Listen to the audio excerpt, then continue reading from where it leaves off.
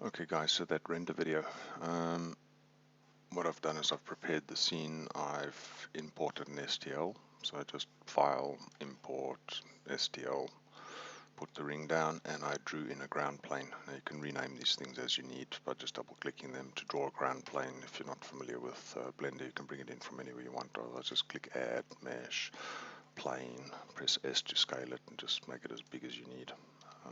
Alright, so I'm going to delete that one because I don't really need it. Alright, so let's talk about setting up Blender first of all. So this will vary depending on the video card you have. If you have a 20 or 30 series video card, I 100% recommend setting your render engine to optics, which uses the RTX cores, speeds up rendering factor ×3 ×4. Alright, also keeps your CPU nice and cool. If you don't have a 20 or 30 series card, use CUDA and select both engines for it, but beware, your machine's going to heat up a lot. Alright, so where to set the engine is you go to Edit, you go to Preferences, and you look for System. You can tell I was in there just before. By default, NVIDIA cards will have CUDA enabled, which will use the CUDA cores, and if you want to speed it up a little bit more, you can also enable your Intel. Alright, for 20 and 30 series guys, use optics. Alright, and don't enable the CPU. Alright, I've found that it doesn't speed up anything at all. I don't know if that's a bug in Blender or intentional, but for sure enable optics. Alright, because that will use the RTX cores. Alright, so you can close out from that, and then we've got to start setting up our environment. If you already know Blender and you want to use lights for the next step, then this step doesn't really apply to you. But I like to use HDR environment. Now my HDRs I get from HDR Haven, the free HDRs, and you can use them royalty free. If you're going to zoom up really close on your item and you want a very sharp, crisp reflection, whatever, just go up in the size of the HDR. I generally stick about 2K to 4K. It's not really that important, I feel, for jewelry.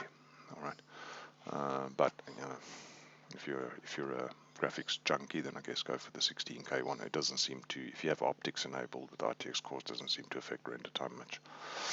Alright, so let's talk now about how to get the HDR in there. So with nothing selected in your scene, be careful about that. Click this little world icon on the side over here, okay, the world properties. By default, it'll have some version of a gradient texture or something inside there. You want to click on that little yellow dot, and you want to select an environment texture, okay. You want to open. I've got it saved on my desktop in a folder aptly called Blender Shit, and I use this Old Hall HDR. I find it works really well for yellow golds. Okay. You do want to have ambient occlusion ticked if it's not ticked, otherwise you're going to struggle with the next step of this part. But if ambient occlusion is screwing up your render, you can turn it off here or just don't add it in the pipeline. Alright, so we've got all of that set up. Now Blender has multiple render engines, the same as, I guess, for the Rhino guys, you know that you can have regular rendered and ray traced rendered, so that's what we'll be changing now. So you want to go up to the camera, okay, for the render properties. I've already got cycles selected.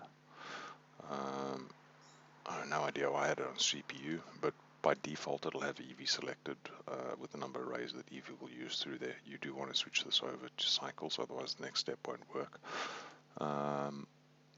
I have no idea what the difference is between supported and experimental, but I'm a junkie, so I put on experimental, and you 100% want to set it to GPU compute. Okay. If you have a slower 20 series card or you have a faster 30 series card, the number of rays that you'll use in the live viewport can go up or down. I tend to use about 256. If you have 10 series cards, just leave this on 32. Alright. For the render, again, depending on how much of a junkie you are, more rays, less rays. I've kind of found that anything over 512 doesn't seem to have a big impact on the quality of the render. Okay. The other thing we do want to do is, let's first switch over to the ray trace render up the top here, and you'll see that the issue that we have now is that HDR is actually visible in the background. Now you may have intended that, or you may not have. Alright, but if you don't want the HDR in the background, go down to the Film tab, alright, and just click on Transparent, and that'll get rid of the HDR for you. So now it's only there for lighting and reflection. Um, Pretty much that's it. We can start applying a material. So if you just want rudimentary materials, you can just click highlight the item that you want to apply a material to, look for the material properties tab, and you can create a new material and just play around with its settings. If you want to do so this tutorial we're going to cover that, how do you get an oxidized finish in there using ambient occlusion. So we're going to use a slightly more advanced tab for this. We're going to go to the shading tab. Alright, so the shading tab allows you to use the pipeline down the bottom here, and you can see how quickly those passes are rendering up the top here. So depending on how fast your card is, so that's taking a couple of seconds to do 256 rows for me. Alright, so let's start working on the actual material. So you're going to click a new material in here, and for the guys that know grasshopper, you start, hang on a minute, this was a grasshopper, yeah it does. I'm just going to drag that up a little bit and zoom in a bit. Alright, so clicking new, this material over here would be just the same as creating a new material there. All these same sliders and options would be down the side here, but we want to expand on this a little. If you're happy with just having a goldish looking ring, you could come into the base color over here, find something down near the gold area, so a little bit more goldy than that I guess, and play around with metallic. Bring metallic 100% up so you get that nice kind of metally look, and bring your roughness up or down. So roughness is like super matte, super shiny. You'll find somewhere in between the two that you like. Alright. We'll be using this roughness tab a little bit later to make the oxidizing rough and the highlights polished. But for now, I mean, if that's kind of the color you want to go, you can kind of see, you know, I want it redder, greener. Now, that was all a waste of time. Alright, because we are going to define two colors. We want a color for the oxidizing and a color for the yellow. But if all you wanted to do was just get a gold render, this would be all you would need to do, and you wouldn't have needed to come here to do it. You could have just done it from the material tab. Alright, so let's start hooking some stuff up to this. So the first thing we want to do is we want to add a color ramp. Well, let's go backwards. So press Shift A in here, click the search button, and well, it's the very first one in there, so that was easy. Add an ambient occlusion node. Alright, if you want to see just the ambient occlusion, what it's doing, you can press Control Shift and click on ambient occlusion, and you can now see that you've got much better shading happening inside there. At the moment, you're only seeing this node's output. Alright, so let's have a look at how do we now control the black and the white to not be black and white. It needs to be, you know, dark gray to a goldy color. So we're going to add a color ramp inside here. Now you've got to be aware that a color ramp works on the principle that the two colors will replace black and white in varying degrees of black and white. Okay, so the ambient occlusion shader is already black and white. A few of the other shaders you can play with, and you can merge shaders. You can put in a noise shader or voronoi shaders, whatever you want to do. So if you wanted to see what the noise shader is doing, you can see that it adds kind of a noise, and you can play around with the scale of the noise. I use this when I need dirt maps or a couple of different things that I need inside an item. For this tutorial we don't need this, so I'm just going to delete it. Just note that you can use a shader mix to mix both ambient occlusion and noise together should you need it. Alright, so we've got the ambient occlusion node out of there. We don't want one color in here, we want two colors in here, so we're going to use a color ramp. So again, Shift A, you're looking for a color ramp. Whoa, I haven't learned to type any better. Color ramp, that's the one we're after.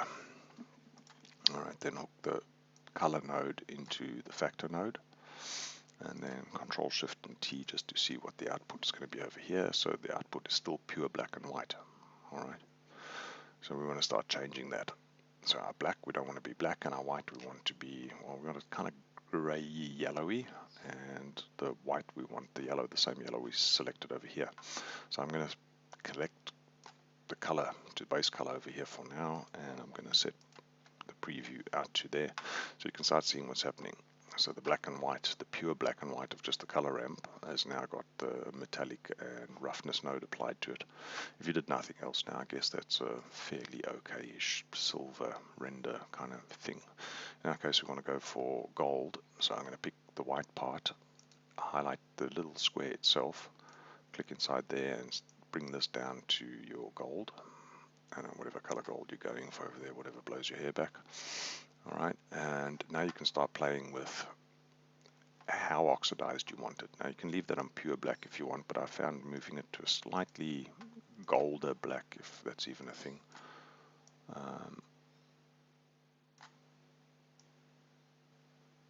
Yeah, a little bit like that gave me a slightly better effect. Alright, now you can play around with how oxidized this item is, and if you kind of see this faceting on the item in your screen, just click the item, right click it and go to shade smooth. Alright, so now you can play with how oxidized is it. You can bring this over, and the closer you bring it up the top here, you can see that you're starting to creep in more oxidizing in the grooves over here. Okay, you're starting to get a much nicer oxidizing. And it's really fast and quick to do that. Okay, so I'm going with this, looks pretty damn well oxidized. Alright, but oxidizing isn't generally shiny like that. Alright, I can see this STL's got some triangle issues inside there. I'll show you in the next tab how you fix it up just by fixing the normals. Rhino exports really bad STLs. Okay, so you've now got kind of the color you want, but you want to take it to that next level. You want this bottom area to be matte and you want the top area to be shiny. So you can connect the color ramp to the roughness ramp. Alright, and then just make sure that it didn't go the wrong way around. If it went the wrong way around, and as it did over here, so you can see that the oxidizing is shiny and the yellow is not shiny, so you can just pop in an invert node, just drop it on the line over there. Okay, so now all the oxidizing is very rough and the yellow is shiny, so you can play with the factor over here to try get it more shiny, less shiny. I think I'm going to divide this a little bit because it's a little bit too much. Okay, well, you can sit here and tweak to your heart's content until you find the right amount of roughness in the oxidizing and the right amount of shininess in the shininess. And at any time, if you didn't like that, you can just right click, delete with a reconnect, and you go back to where you were. Okay, so now to the actual, now that you've set up your ring and you're ready to render it, I guess we'll do the ground plane quickly. So let's select the ground plane and create a new material for it. I don't think you need anything fancy for the ground plane. Oh, let's get a little bit fancy. Let's put a noise shader in there.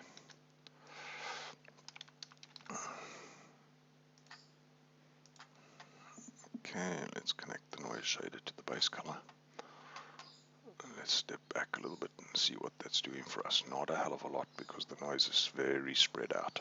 Alright, so let's bring the scale of the noise up, down, which way around, something like that. And if you want to get really picky and you want to make like a kind of a marble texture, you can also add a voronoi to this.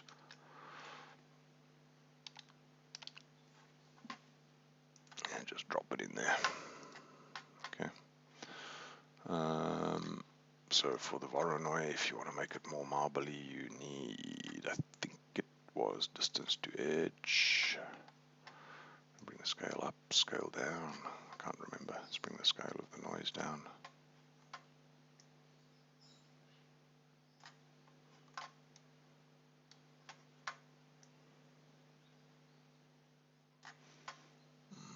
We need to sharpen that with the color ramp, I think. Let's stick a color ramp in there.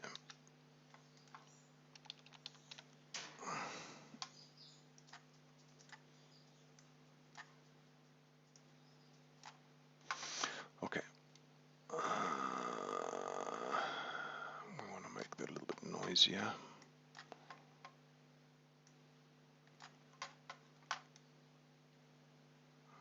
Yep, that looks good to me. Let's look at the scale of the voronoi. Let's move a little bit more randomy. Let's pull that detail all the way up. Alright, so then you can kind of fade this black to white exactly the same way as we did before. You can pick how sharp or not sharp it is. You can have a more marbly grain. And again, at this point, you could apply this as a bump map to make it look like those sections are higher and lower. So let's pull these out and let's bring a bump in there. Okay, Okay, so you're going to connect the output from this also to the height of this, and then connect the normal to the normal. And then you can see you're kind of getting this illusion of height, bump map looking like there's some height over there. And then again, the same as the ring. Let's move all of these out. You can connect that color ramp to another color ramp, so just highlight this one and Shift D to duplicate it and drop it in there, and we can change the color. So remember that black and white will determine how graduated the color is, but we want to actually put in a color over here. So for the black, I'm going to pick, I don't know, let's go to not black. Let's go to a kind of a bluey green sky. Does that look like clouds? I guess something like that. Anyway, it's starting to get a little bit ridiculous now. So I'm going to dump all of this. I'm just going to leave it white. But you can see how powerful this becomes really, really quickly to have all those nodes. Okay, so I'm going to delete them anyway. We're going to go back to just a plain white background, which is I think what most jewelers would use. And let's give it a little bit of reflection, a little bit of metallic to help with the reflection and the dispersion on the ground plane. I think that works. You can just start to see the reflection inside there. Let's go a little bit more. Yeah, there we go. I like that. All right, so then for the rendering itself, you've got to set up a camera, and if you want some DOF, it gets a little bit weirder.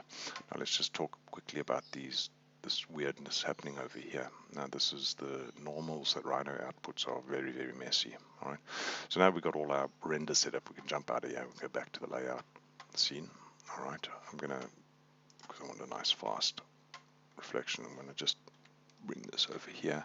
And look in the back there, you can see you've got some weird normals. All right, so just highlight the ring, press the tab key to get into edit mode. All right, press A to make sure that all your geometry is selected.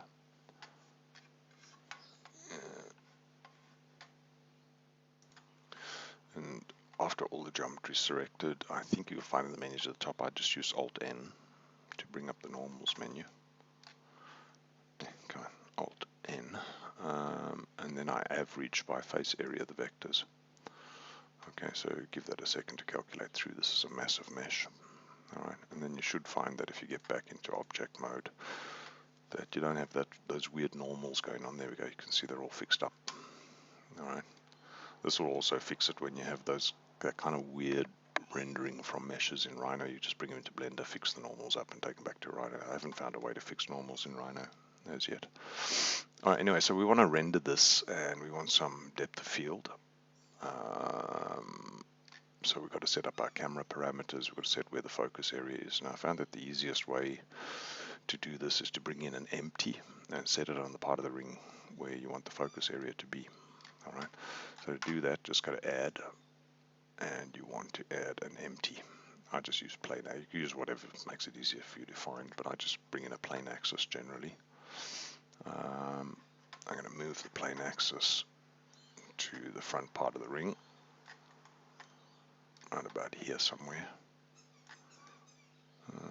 Yeah, it looks good to me. Let's bring it a little bit more down to the bottom, I guess. Okay, so that'll be what we'll use for our focus point for rendering a little bit later. And remember, the 35mm and 40mm camera getting DOF right is not great, so we're gonna play with that at the moment, in a moment as well. Okay, so then let's talk about our camera. So we need to add a camera. There isn't one in here. If you open Blender by default, there would be a camera in here, but we're going to have to add one. All right, so I'm going to go to add, and I'm going to add a camera to the scene. And then there's all different ways to be able to align your camera. I find the easiest way for me is to just look at the ring the way I want to look at it. So example like this. And then there are F11 keys, but I don't have them on this machine.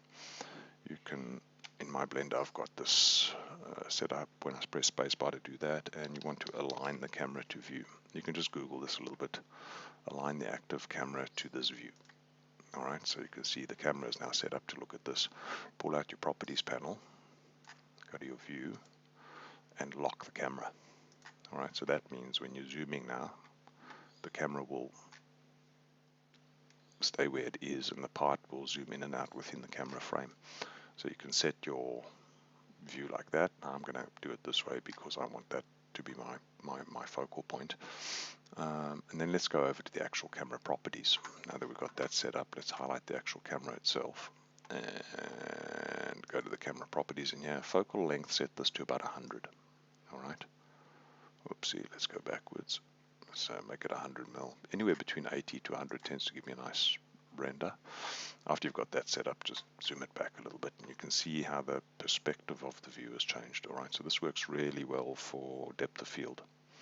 So bring it down there. Then you can go to the depth of field tab. Got to play around a little bit in here. I think Blender is, its units are in like some kind of insane meters or something. All right. The focus object we want, you can select it from the list, or you can select the empty directly in there. I want to select it from the list. It is the empty. All right. So you can see that we kind of focused. Again, at 2.8 we weren't. So just keep dropping this down until the back fades out.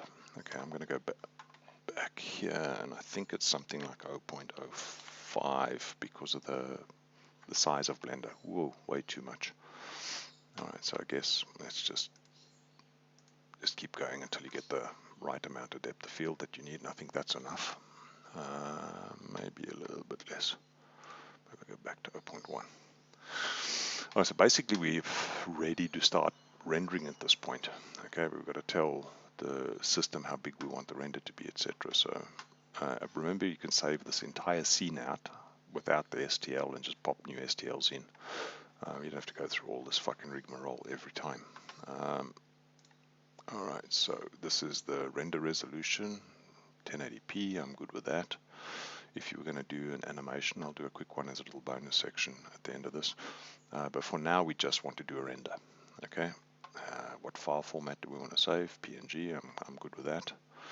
Now you can either press F12 or you can go to the render menu and you can just render image. Now I'm going to bring that down.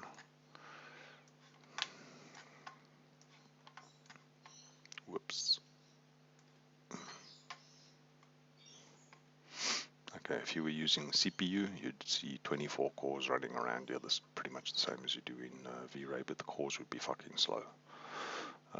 Trust me on this, if you've got a 20 or 30 series card, you do want to go to optics. Ah, crap, I forgot to turn on denoising. Okay, for the render, you do want to turn on denoising for that little back area over there. So let me cancel out there and show you that it works. So you go to the render engine, you want to turn on denoising for the render. Okay, and then I'm just going to hit F12 again.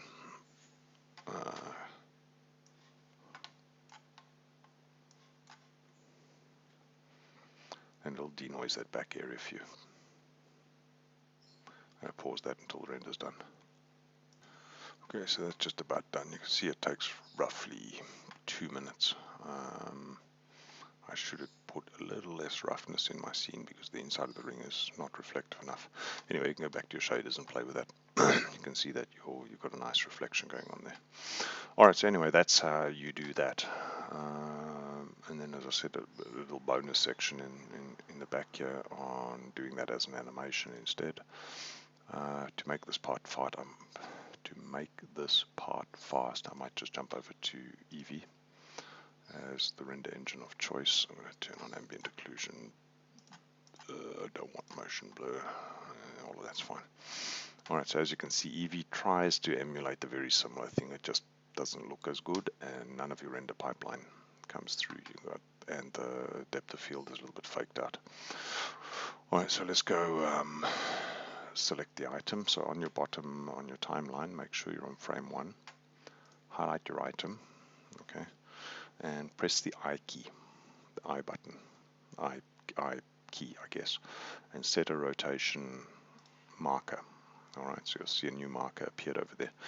Scrub your timeline to, I don't know, however long you want to do it. I'm going to go to 150 frames, whatever it is. Okay, then over in your item, in this tab over here, you want to rotate around Z by 360 after you've arrived at the frame where you need to be. Alright, and press I again and set another rotation marker. Okay, so now what will happen is the part will rotate 360 as you move around. That looks really awful. Fucking Eevee. Have I got motion blur turned on? I didn't turn it on. Ah, it's waiting for me to finish with the scrubber. Alright, so now then you could render a rotation again. The difference would be you wouldn't want to be outputting bitmaps, you'd want to be outputting,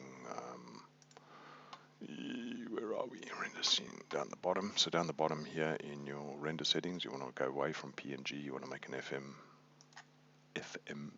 FFmpeg video.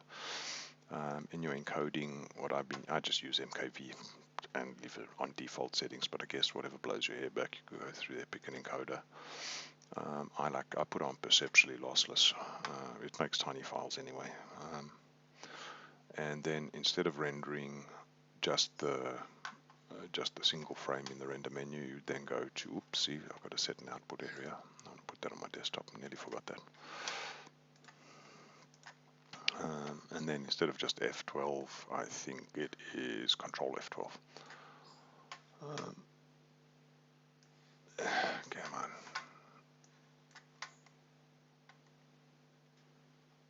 And then it'll just go through frame by frame by frame, and it will render a rotation for you. So I'll just put my machine on pause, have a ciggy, until all these 150 frames are done. Okay, so I stopped the render and restarted it because I forgot to say that the render was still set to 250 frames. Alright, there's two ways to fix that. You can set the end in here to 150 frames as per your animation, or you can set the end in here to 150 frames. So I went and rendered 100 frames of the ring standing still. So I restarted that render. The second thing that I changed was I moved it to QuickTime instead of Matroska, because I want to see if what is called Discord will accept a MOV file with preview, because it has no idea what to do with Matroskas. Anyway, so total render time was 1:33 using Eevee. Of course, if you'd used cycles, you got 2 minutes per frame, 150 frames, 300 minutes. Go have a barbecue and a beer and chill the fuck out, because it'll take a while. Anyway, if you want to quickly preview it, so it's dumped that on my desktop. Where? Let me find it quickly. So, okay, well, obviously it was way too fast. Alright, so you'd probably want to slow down your frames per second down the bottom here, somewhere there. 24 frames per second, you want to slow it down a little bit. Alright, but yeah, so that's rendering. Okay, 101. There's a lot more to play with inside there, but it'll keep you covered for now. Your imagination literally is the limit of what it is you can do with this. So I'm going to just go back there, put that back in cycles, put it back in render, and go back to the shading node. So within the shading node, for example, in this instance, we wanted to see, oxidizing. What about if you wanted to see a yellow gold ring that had been rhodium plated and the rhodium starting to wear off? It becomes very easy then. Swap the black for yellow and swap this light yellow for white, and then suddenly you've got yellow underneath with white on top, and it's wearing off. Alright, you can, after the color ramp, you can add in a noise ramp, and you can put dust particles or noise particles on it. You can use the voronoi ramp with the bump ramp to put cracks through the ring. Alright, so it's quite a powerful pipeline. I do hope that they bring it to Rhino, because Rhino already has Grasshopper, and it seems stupid that they're not interested in doing it, but let's hope that one day they do it, because it's very powerful. The number of things you can do and get away with is fantastic. Sorry, I actually missed one part.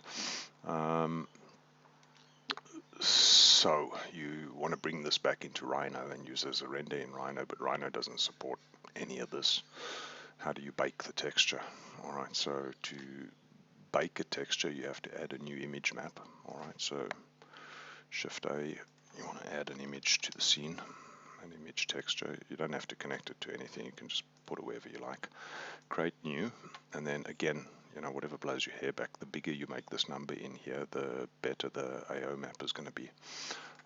When you bake the AO map, hide your other parts, so highlight the ground plane and press H to hide it, because otherwise the bottom parts are going to be very dark compared to the top parts.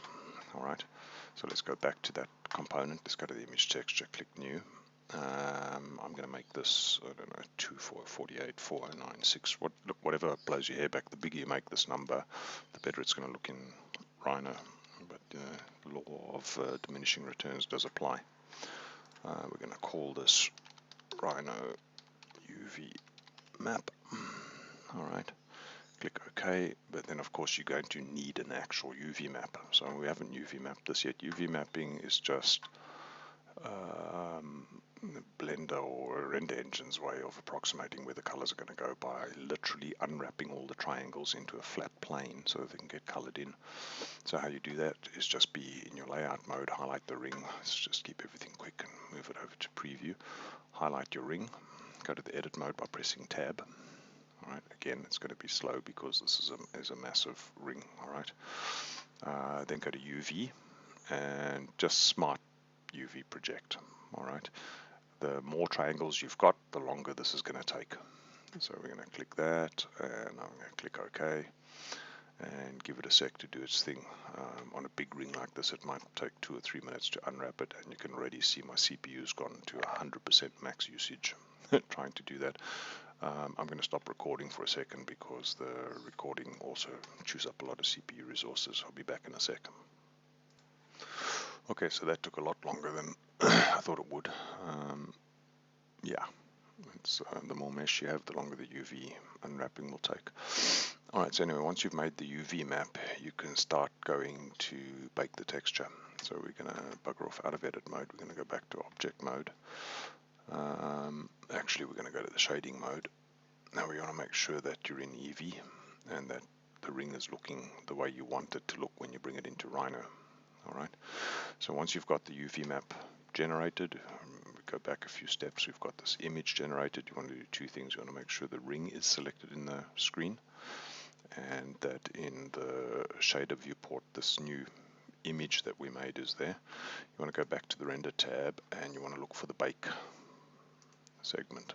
Alright, so you can decide what you want to bake from here. I just turn everything on and you hit the bake button, and what this is going to do is going to do a render at your same settings to the sizes we set here, 4096 by 4096, 4 times bigger than the other one we made. So what about 8 minutes to render? So I'm going to hit the bake button. Baking is performed using CUDA instead of optics. That means it's going to take even longer to render at that size. Well, I'm going to hit the bake button and pause this again. See down the bottom, it'll show you the progress that you're doing. So this will take about 10 minutes or so to bake that.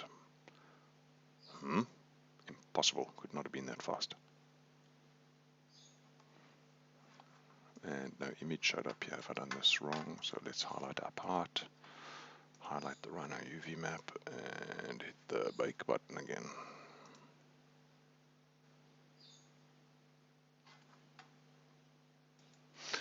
Okay, so finish that up.